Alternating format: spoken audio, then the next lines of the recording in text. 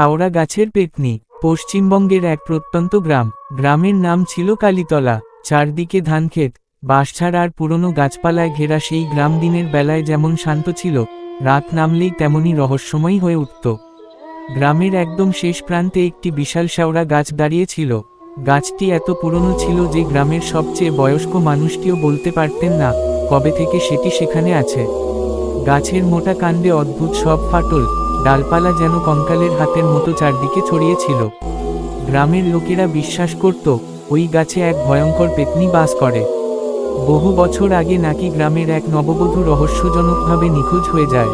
কয়েকদিন পরে তার মৃতদেহ পাওয়া যায় ওই শেওড়া গাছের নিচে। তারপর থেকেই অদ্ভুত সব ঘটনা শুরু হয়। রাতে কেউ গাছের পাশ দিয়ে গেলে মেয়েলি কান্নার শব্দ শুনতে পেত, কেউ শুনত নুপুরের ঝনঝনানি, আবার কেউ দেখেছে বলে দাবি করত সাদা শাড়ি পরা এক নারী গাছের ডালে বসে চুল আঁচড়াচ্ছে। এসব গল্প শুনে গ্রামের মানুষ সূর্য ডোবার পর ওই পথ এড়িয়ে চলত। কিন্তু গ্রামেরই এক যুবক ছিল, বাপ্পা। সে এসব ভূত প্রেতের গল্প একদম বিশ্বাস করত না। একদিন চায়ের দোকানে বসে সবাই যখন শেওড়া গাছের পেতনির গল্প করছিল, তখন বাপ্পা হেসে বলল, ভূত বলে কিছু নেই, সব মানুষের মনের ভুল। গ্রামের বৃদ্ধ হরিপদ কাকা গম্ভীর মুখে বললেন, বেশি সাহস দেখাস না বাপ্পা, ওই গাছের ইতিহাস ভালো না। বাপ্পা হেসেই উড়িয়ে দিল। সেদিন রাতে পাশের গ্রাম থেকে কাজ সেরে ফেরার সময় সে ইচ্ছে করেই শেওড়া গাছের পথ ধরল। রাত প্রায় 12:30। চারদিকে ঘন অন্ধকার, দূরে শেয়ালের ডাক ভেসে আসছে, বাতাসে কেমন একটা স্যাঁতস্যাঁতে গন্ধ। বাপ্পা মোবাইলের টর্চ জ্বালিয়ে হাঁটছিল। হঠাৎ সে লক্ষ্য করল আশপাশের সব শব্দ যেন একসঙ্গে থেমে গেছে। ঝিঝি পোকার ডাক নেই, ব্যাঙের শব্দ নেই, বাতাসও যেন থেমে গেছে। ঠিক তখনই টুন টুন টুন নুপুরের মৃদু শব্দ। বাপ্পা থেমে গেল, চারদিকে আলো ফেলল, কেউ নেই। সে আবার হাঁটতে শুরু করলো, কিন্তু এবার শব্দটা আরো কাছে শোনা গেল, টুন টুন টুন। মনে হলো যেন কেউ তার ঠিক পিছনে হাঁটছে। সে দ্রুত পিছনে ঘুরে তাকালো, কেউ নেই, কিন্তু মাটিতে কাদার উপর ছোট ছোট পায়ের ছাপ দেখা গেল, যেন কেউ খালি পায়ে হেঁটে গেছে। বাপ্পার বুকের ভেতর অস্বস্তি শুরু হলো, তবুও সে নিজেকে শক্ত রাখল। অবশেষে সে শেওড়া গাছের সামনে এসে পৌঁছালো। গাছটার দিকে টর্চের আলো ফেলতেই তার হাত কেঁপে উঠল। গাছের এক মোটা ডাল থেকে লম্বা কালো চুল ঝুলছে। বাতাস নেই, তবুও চুলগুলো দুলছে। হঠাৎ চুলের ফাঁক থেকে দুটি সাদা চোখ জ্বলে উঠল। বাপ্পা স্থির হয়ে গেল। ধীরে ধীরে সেই অবয়বটি ডাল থেকে নিচে নামতে লাগলো। সাদা শাড়ি আর ঝিরঝিরে হাত, অস্বাভাবিক লম্বা চুল, আর ঠোঁট জুড়ে ভয়ঙ্কর হাসি। মহিলাটি মাটিতে নামার পর মাথা কাত করে বলল, এত রাতে এখানে কেন এসেছ? গলার স্বরটা মানুষের মতো ছিল না, মনে হচ্ছিল অনেকগুলো গলা একসাথে কথা বলছে। বাপ্পার শরীর ঠান্ডা হয়ে গেল। সে দৌড় দিতে চাইল, কিন্তু পা নড়ল না। মহিলাটি ধীরে ধীরে এগিয়ে আসতে লাগল, তার পা মাটিতে ছুটছিল না। হঠাৎ সে হেসে উঠল, কি কি কি। সেই হাসি শুনে বাপ্পার কানে যেন তালা লেগে গেল। তারপর সে দেখল পেতনির গলা ধীরে ধীরে লম্বা হচ্ছে, আরো লম্বা, আরো লম্বা। একসময় মুখটা বাপ্পার মুখের একেবারে কাছে চলে এল। তার নিঃশ্বাসে পচা গন্ধ। বাপ্পা চিৎকার করতে গিয়েও পারল না। ঠিক তখনই চারপাশে আরো অনেক ছায়ামূর্তি দেখা দিতে লাগলো। কেউ গাছের ডালে ঝুলছে, কেউ উল্টো হয়ে বসে আছে, কেউ অন্ধকারে দাঁড়িয়ে তাকিয়ে আছে। পেতনি ফিসফিস করে বলল, আজ থেকে তুই আমাদের সঙ্গে থাকবি। বাপ্পা প্রাণপণে চোখ বন্ধ করে ফেলল। তার ঠাকুরমার শেখানো নাম জপতে শুরু করলো। হঠাৎ এক ঝোড়ো হাওয়া উঠল, চারদিকে বিকট চিৎকার, ডালপালা ভাঙার শব্দ। মনে হলো পুরো গাছটা কাঁপছে। বাপ্পা সুযোগ বুঝে দৌড় দিল। পিছনে তাকানোর সাহস করল না, শুধু শুনতে পেল, ফিরে আয়, ফিরে আয়, ফিরে আয়। সেই ডাক যেন চারদিক থেকে ভেসে আসছিল। সে প্রাণপণে ছুটে গ্রামের দিকে চলে এল। পরদিন ভোরে লোকজন তাকে গ্রামের প্রবেশদ্বারের কাছে অচেতন অবস্থায় খুঁজে পেল। জ্ঞান ফেরার পর সে কাপা গলায় সব ঘটনা বলল। তারপর থেকে বাপ্পা আর কখনো রাতের বেলা একা বের হতো না। কিন্তু গল্প এখানেই শেষ নয়। কয়েক মাস পরে গ্রামের দুই যুবক সাহস করে রাতের বেলা ওই গাছের কাছে গিয়েছিল। তারা আর কখনো ফিরে আসেনি। আজও নাকি অমাবস্যার রাতে শেওড়া গাছের পাশ দিয়ে গেলে দেখা যায় এক সাদা শাড়ি পরা নারী ডালের উপর বসে চুল আঁচড়াচ্ছে। আর কেউ যদি তার চোখের দিকে তাকায়, তাহলে সে শুনতে পায় সেই ভয়ঙ্কর ফিসফিসানি, তুই কি আমার সঙ্গে থাকবি? তারপর চারদিকে শুধু অন্ধকার আর সেই হাড় হিম করা হাসি। কি কি কি কি বাপ্পার সেই ঘটনার পর পুরো কালীতলা গ্রাম আতঙ্কে ডুবে গেল। সন্ধ্যা নামলেই মানুষ ঘরের দরজা জানালা বন্ধ করে দিত, কেউ আর শেওড়া গাছের দিকেও তাকাত না। কিন্তু গ্রামের সবচেয়ে বৃদ্ধ মানুষ 90 বছরের রঘুনাথ দাদু একদিন সবাইকে ডেকে বললেন, সময় এসেছে সত্যিটা বলার। সবাই অবাক হয়ে তার দিকে তাকালো। রঘুনাথ দাদু ধীরে ধীরে বলতে শুরু করলেন, আজ থেকে প্রায় 70 বছর আগে এই গ্রামে থাকতো এক মেয়ে। তার নাম ছিল মালতী। মালতী ছিল অত্যন্ত সুন্দরী। তার লম্বা কালো চুল আর মায়াবী চোখের কথা দূরদূরান্তে ছড়িয়েছিল। কিন্তু তার সৌন্দর্যই একদিন তার জীবনের সর্বনাশ ডেকে আনে। গ্রামের এক ধনী জমিদারের ছেলে মালতীকে বিয়ে করতে চেয়েছিল, কিন্তু মালতী ভালোবাসত এক গরিব যুবককে। সে জমিদারের ছেলেকে বিয়ে করতে রাজি হয়নি। এই অপমান জমিদারের ছেলে সহ্য করতে পারেনি। এক অমাবস্যার রাতে মালতী হঠাৎ নিখোঁজ হয়ে যায়। গ্রামের মানুষ অনেক খোঁজাখুঁজি করেও তাকে খুঁজে পায়নি। 3 দিন পরে শেওড়া গাছের নিচে তার নিথর দেহ পাওয়া যায়। তার মৃত্যুর রহস্য কখনো জানা যায়নি। সেদিন থেকেই অদ্ভুত ঘটনা শুরু হয়। রাতে মেয়েলি কান্না, নুপুরের শব্দ, আর সাদা শাড়ি পরা এক ছায়ামূর্তি। রঘুনাথ দাদু থেমে গেলেন। চারপাশে নিস্তব্ধতা নেমে এল। তারপর তিনি নিচু গলায় বললেন, আমি নিজে তাকে দেখেছি।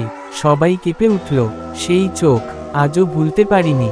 সেদিন রাতেই বাপ্পা ঘুমোতে গেল, কিন্তু মাঝরাতে হঠাৎ তার ঘুম ভেঙে গেল। সে শুনতে পেল টুন টুন টুন নুপুরের শব্দ। তার ঘরের বাইরে ধীরে ধীরে শব্দটা জানালার কাছে এসে থামল। বাপ্পার বুক ধড়ফড় করতে লাগলো। সে সাহস করে জানালার দিকে তাকালো, আর সঙ্গে সঙ্গে তার শরীর জমে গেল।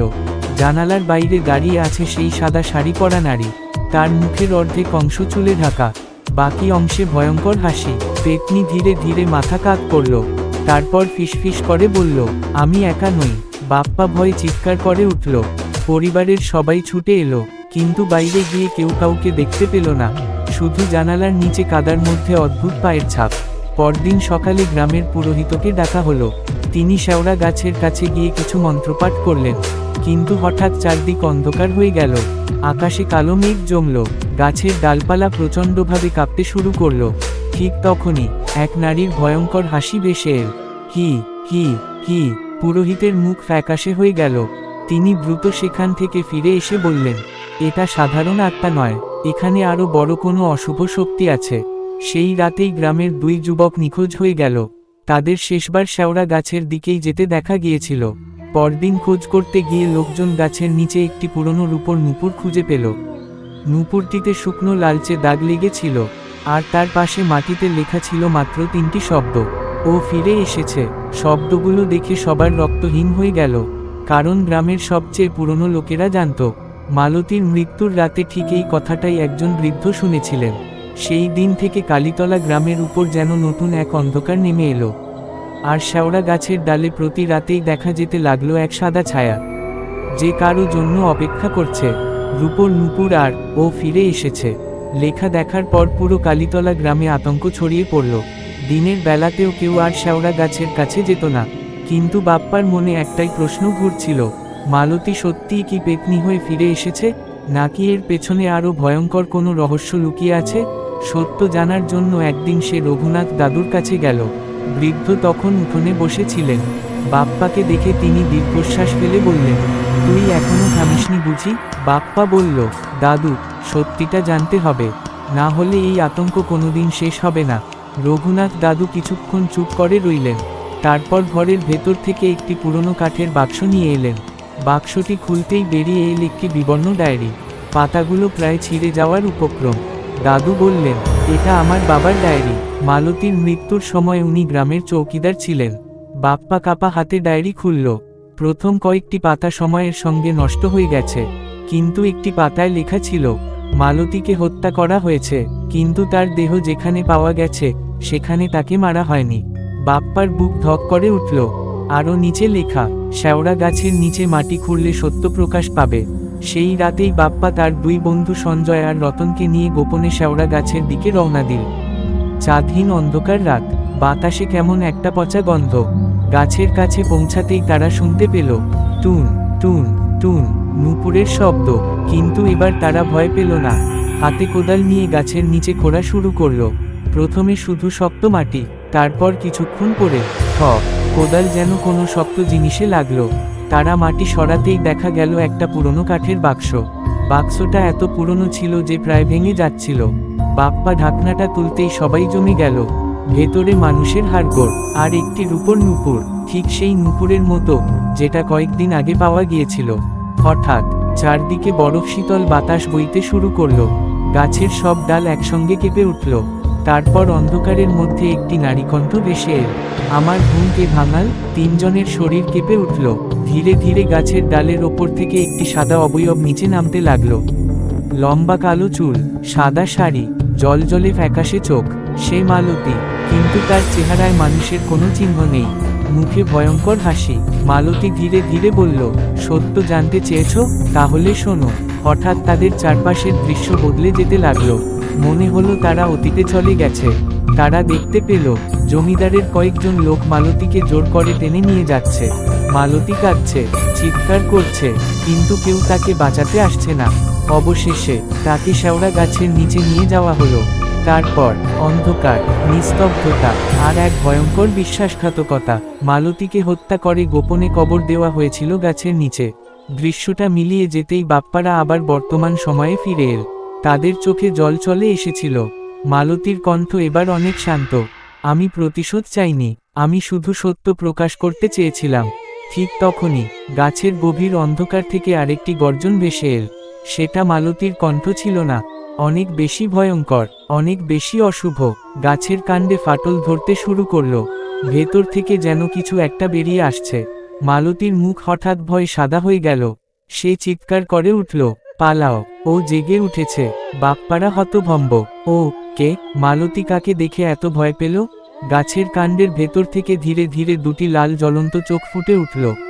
আর সঙ্গে সঙ্গে পুরো কালীতলা গ্রাম কেঁপে উঠল। শেওড়া গাছের ভেতরে বন্দি অশুভ সত্তা। শেওড়া গাছের কাণ্ডের ভেতর থেকে জ্বলন্ত লাল দুটি চোখ দেখা যেতেই বাপ্পা, সঞ্জয় আর রতনের বুকের রক্ত যেন হিম হয়ে গেল। গাছটা প্রচণ্ডভাবে কাঁপতে শুরু করল। মনে হচ্ছিল মাটির নিচে কোনো বিশাল কিছু নড়েছে উঠছে। চারদিকে হঠাৎ ঝড় শুরু হলো। ধুলোবালি উড়তে লাগলো। মালতীর আত্মা চিৎকার করে বলল, পালাও, দেরি হলে কেউ বাঁচবে না। কিন্তু তখন আর পালানোর সুযোগ ছিল না। গাছের কাণ্ডে বিশাল ফাটল ধরল। ফাটলের ভেতর থেকে ধোঁয়ার মতো কালো ছায়া বের হতে লাগলো। সেই ছায়া ধীরে ধীরে মানুষের আকৃতি নিল। কিন্তু সেটি মানুষ ছিল না। তার মাথায় ছিল শিংয়ের মতো দুটি বাঁকা অংশ। চোখ দুটি আগুনের মতো জ্বলছিল। মুখে ছিল ভয়ঙ্কর হাসি। মালতী কাপা গলায় বলল, এটাই কালো ছায়া। এই অশুভ শক্তির কারণেই আমার আত্মা এতদিন মুক্তি পায়নি। বাপ্পা বিস্ময় জিজ্ঞেস করল, এটাকে? মালতী উত্তর দিল, 100 বছর আগে গ্রামের কয়েকজন তান্ত্রিক শক্তি লাভের লোভে এই অশুভ সত্তাকে দেখেছিল। কিন্তু পরে তাকে নিয়ন্ত্রণ করতে না পেরে শেওড়া গাছের ভেতরে বন্দি করে দেয়। কিন্তু আজ তোমরা কবর খুঁড়ে সত্য প্রকাশ করাই তার বন্দিত্ব দুর্বল হয়ে গেছে। ঠিক তখনই অশুভ ছায়াটি বিকট গর্জন করল। চারদিকে যেন বজ্রপাতের শব্দ প্রতিধ্বনিত হলো। দূরে গ্রামের কুকুরগুলো একসঙ্গে চিৎকার শুরু করল। হঠাৎ কালো ছায়াটি আকাশে উঠে গেল। আর কয়েক সেকেন্ডের মধ্যে পুরো কালীতলা গ্রামের উপর ছড়িয়ে পড়ল। সেই রাতেই গ্রামে শুরু হলো একের পর এক অদ্ভুত ঘটনা। কারো ঘরের দরজায় মাঝরাতে আছড়ের শব্দ, কোথাও শিশুর কান্না, কোথাও অদৃশ্য কারো হাঁটার শব্দ। মানুষ আতঙ্কে ঘরবন্দি হয়ে গেল। পরদিন সকালে দেখা গেল গ্রামের পুকুরের ধারে বড় বড় পোড়া দাগ, যেন রাতে সেখানে আগুন জ্বলেছিল। রঘুনাথ দাদু খবর শুনে বললেন, সময় খুব কম, অশুভ শক্তিকে থামাতে না পারলে পুরো গ্রাম ধ্বংস হয়ে যাবে। বাপ্পা জিজ্ঞেস করল, তাহলে এখন কি করতে হবে? রঘুনাথ দাদু বললেন, একজন সাধকের সাহায্য নিতে হবে। এমন একজন যিনি এই অন্ধকার শক্তির মোকাবিলা করতে পারবেন। কিন্তু সেই সাধক কোথায়? আর তিনি কি সত্যিই কালীতলাকে বাঁচাতে পারবেন? ঠিক তখনই গ্রামের বাইরে থেকে এক অদ্ভুত আগন্তুক এসে হাজির হলো। তার কাঁধে ঝোলা, হাতে ত্রিশূল, চোখে অদ্ভুত জ্যোতি। তিনি গ্রামের দিকে তাকিয়ে শুধু একটাই কথা বললেন, অশুভ শক্তি জেগে উঠেছে, আমি তার গন্ধ পাচ্ছি। গ্রামের মানুষ স্তব্ধ হয়ে গেল। ভোরের আলো তখনও পুরোপুরি ফোটেনি।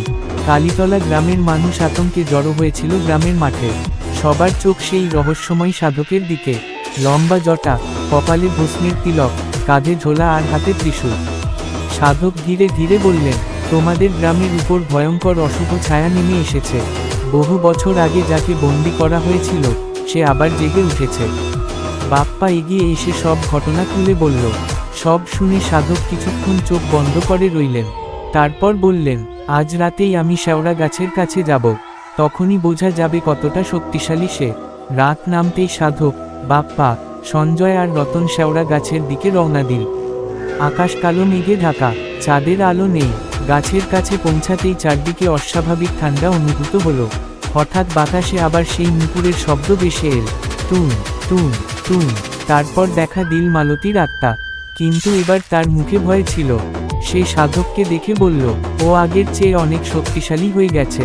সাধক মাথা নেড়ে বললেন, আমি জানি। হঠাৎ মাটি কাঁপতে শুরু করলো। শেওড়া গাছের কাণ্ডে আবার ফাটল ধরল। ফাটলের ভেতর থেকে ঘন কালো ধোঁয়া বের হতে লাগলো। ধোঁয়ার মধ্যে জ্বলজ্বল করছিল দুটি রক্তলাল চোখ।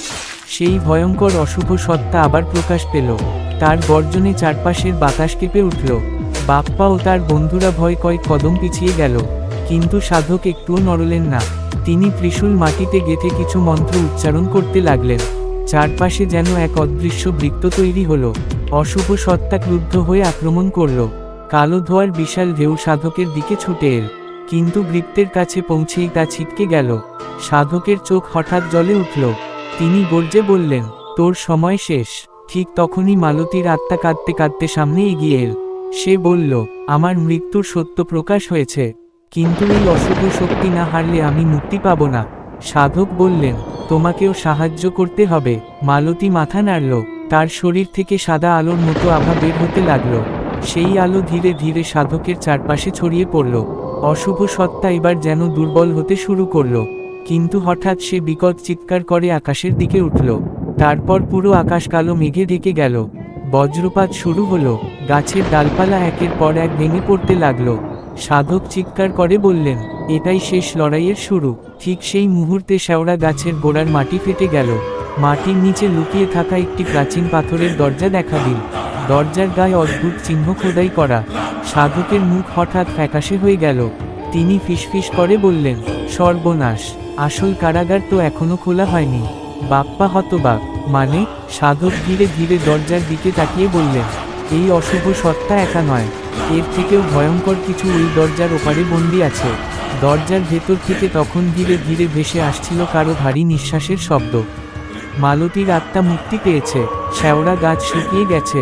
পাথরের কারাগারও আবার বন্ধ হয়ে গেছে। কালীতলা গ্রামের মানুষ ধীরে ধীরে স্বাভাবিক জীবনে ফিরে আসতে শুরু করল। কিন্তু সাধকের শেষ কথাটা বাপ্পার মনে বারবার ঘুরছিল। অশুভ শক্তি ধ্বংস হয়নি, শুধু বন্দী হয়েছে। এরপর প্রায় 6 মাস কেটে গেল। কোনো অদ্ভুত ঘটনা ঘটল না। গ্রামের সবাই ধরে নিল ভয়ঙ্কর অধ্যায়ের শেষ হয়ে গেছে। কিন্তু এক অমাবস্যার রাতে গ্রামের প্রান্তে থাকা পুরনো শ্মশানের পাশ দিয়ে এক কাঠুরে বাড়ি ফিরছিল। হঠাৎ সে শুনতে পেল, টুন টুন টুন, নুপুরের শব্দ। সে থেমে গেল। মালতী তো মুক্তি পেয়েছে, তাহলে এই শব্দকার? চারদিকে তাকিয়েও কাউকে দেখা গেল না। ঠিক তখনই তার কানের কাছে একটা ফিসফিসানি ভেসে এল। দরজাটা আবার খুলবে। ভয়ে লোকটা দৌড়ে পালালো। পরদিন খবরটা পুরো গ্রামে ছড়িয়ে পড়ল। বাপ্পার বুক ধক করে উঠল। সে সঙ্গে সঙ্গে শেওড়া গাছের জায়গায় গেল। গাছটা আগের মতো শুকনোই আছে, কিন্তু পাথরের দরজার কাছে গিয়ে সে জমে গেল। দরজার নিচে নতুন একটা ফাটল দেখা দিয়েছে, আর সেই ফাটলের ভেতর থেকে কালো ধোঁয়ার সরু রেখা বের হচ্ছে। সেই রাতেই আবার সেই রহস্যময় সাধক ফিরে এলেন। দরজাটা পরীক্ষা করে তিনি গম্ভীর মুখে বললেন, বন্দি শক্তি বাইরে আসার চেষ্টা করছে। বাপ্পা বলল, কিন্তু দরজা তো বন্ধ। সাধক মাথা নেড়ে বললেন, দরজা বন্ধ, কিন্তু ভেতর থেকে কেউ তাকে সাহায্য করছে। সবাই অবাক। ভেতরে আবার কে আছে? সাধক উত্তর দিলেন না, শুধু দরজার দিকে তাকিয়ে রইলেন। মধ্যরাতে হঠাৎ মাটি কাঁপতে শুরু করলো। পাথরের দরজার গায়ে একের পর এক অদ্ভুত চিহ্ন জ্বলতে লাগলো। তারপর ধাম, ভেতর থেকে একটা প্রচণ্ড আঘাত। আবার ধাম। এবার দরজার ওপরের অংশে ফাটল ধরল, আর সেই ফাটলের ভেতর থেকে একটা কঙ্কালসার হাত ধীরে ধীরে বাইরে বেরিয়ে এল। বাপ্পা, সঞ্জয়, রতন সবাই আতঙ্কে পিছিয়ে গেল। সাধক ত্রিশূল শক্ত করে ধরলেন, কিন্তু তখনই দরজার ভেতর থেকে একটি ভয়ঙ্কর কণ্ঠস্বর ভেসে এল, আমি একা নই, আমরা অনেক। চারপাশের বাতাস মুহূর্তেই বরফের মতো ঠান্ডা হয়ে গেল। হঠাৎ গ্রামের বিভিন্ন দিক থেকে কান্নার শব্দ ভেসে আসতে লাগলো।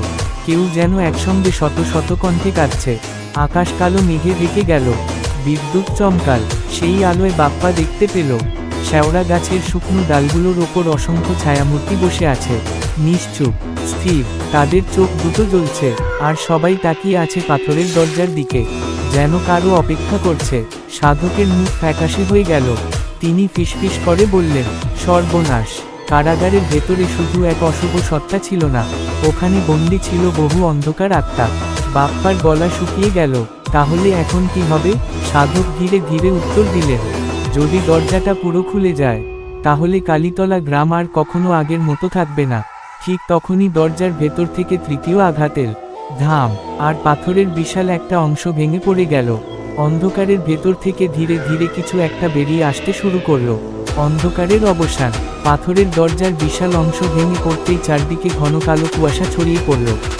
বাপ্পা, সঞ্জয়, রতন আর গ্রামের মানুষ ভয় পিছিয়ে গেল। কুয়াশার ভেতর থেকে অসংখ্য ছায়ামূর্তি বেরিয়ে আসতে লাগলো। তারা কারো দিকে আক্রমণ করল না, শুধু আকাশের দিকে তাকিয়ে অদ্ভুতভাবে কাঁদতে লাগলো। সাধক বুঝতে পারলেন, এরা অশুভ সত্তার দাস নয়, এরা বহু বছর ধরে বন্দী হয়ে থাকা হারিয়ে যাওয়া আত্মা। ঠিক তখনই কারাগারের গভীর অন্ধকার থেকে সেই ভয়ঙ্কর শক্তি বেরিয়ে এল। তার চোখ দুটো আগুনের মতো জ্বলছিল। সে গর্জন করে বলল, আমি মুক্ত। চারদিক কেঁপে উঠল, কিন্তু সাধক এবার ভয় পেলেন না। তিনি বাপ্পাকে বললেন, সাহস হারাবি না, অন্ধকার যত বড়ই হোক, আলো তার চেয়ে শক্তিশালী। সাধক ত্রিশূল উঁচু করলেন, একই সঙ্গে বন্দী আত্মাগুলো একে একে আলোর রূপ নিতে শুরু করল। তারা যেন বহু বছরের কষ্ট থেকে মুক্তি পাচ্ছিল। হঠাৎ সেই আলোগুলোর মধ্যে মালতীর শান্ত মুখ দেখা গেল। সে বাপ্পার দিকে তাকিয়ে হাসল, ভয় পেও না, আজ সব শেষ হবে। মালতী ও অন্য আত্মাদের আলো একত্রিত হয়ে বিশাল এক আলোকবৃত্ত তৈরি করল। অশুভ শক্তি পালানোর চেষ্টা করল, কিন্তু পারল না। আলো ক্রমশ উজ্জ্বল হতে লাগল। শেষবারের মতো এক বিকট গর্জন শোনা গেল। তারপর সব শান্ত, কালো কুয়াশা মিলিয়ে গেল, লাল চোখ দুটো নিভে গেল। পাথরের কারাগার ধীরে ধীরে মাটির নিচে ডুবে গেল। ভোরের প্রথম সূর্যের আলো কালীতলা গ্রামে পড়ল। বহু বছর পর গ্রামের মানুষ আবার স্বস্তির নিঃশ্বাস ফেলল। যেখানে শেওড়া গাছ ছিল, সেখানে আর কোনো অন্ধকার নেই। কয়েক মাস পরে সেই জায়গায় গ্রামের মানুষ একটি ছোট মন্দির ও একটি বাগান তৈরি করল। বাপ্পা মাঝে মাঝে সেখানে যেত। একদিন সন্ধ্যায় সে হালকা বাতাসে খুব পরিচিত একটি কণ্ঠ শুনতে পেল, ধন্যবাদ। সে ঘুরে তাকালো, কেউ নেই, শুধু বাতাসে শিউলি ফুলের গন্ধ ভাসছে। বাপ্পা বুঝতে পারল, মালতী সত্যিই মুক্তি পেয়েছে। সেদিনের পর আর কখনো কালীতলা গ্রামে কোনো অদ্ভুত ঘটনা ঘটেনি।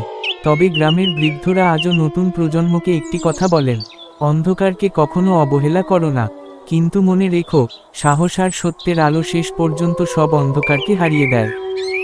বন্ধুরা, এই ছিল আজকের গল্প। গল্পটা যদি তোমাদের ভালো লেগে থাকে, তাহলে চ্যানেলটা সাবস্ক্রাইব করে দিও, আর বেল আইকনটা টিপে অল সিলেক্ট করে দিও, যাতে নতুন কোনো গল্প এলে তুমি সবার আগে শুনতে পারো। যারা সাবস্ক্রাইব করে রেখেছো তাদেরকে জানাই আমার আন্তরিক শুভেচ্ছা ও ভালোবাসা। সবাই ভালো থেকো, আবার দেখা হবে নতুন গল্পে।